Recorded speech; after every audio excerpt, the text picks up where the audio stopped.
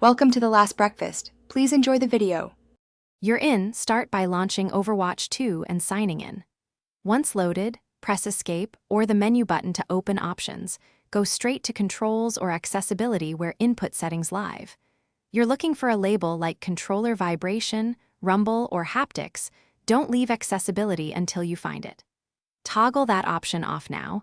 This disables the in-game source of vibration. Doing this first avoids extra troubleshooting, with system settings and speeds up confirming the change. Once done in-game, make sure you're using the controller input while changing options so the game recognizes the device. If you're on PlayStation or Xbox, go to the console settings right arrow Accessories or Devices and turn controller vibration off at the system level. This prevents firmware from overriding the game.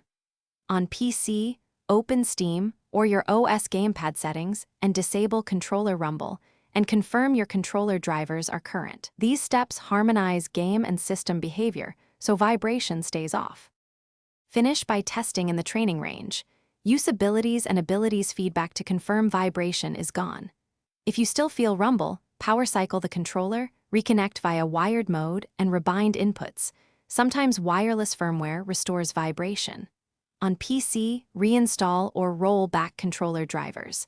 If vibration persists, update controller firmware or try a different controller to isolate hardware. When none of that works, contact Blizzard support with system, controller model, and steps you've taken for faster resolution.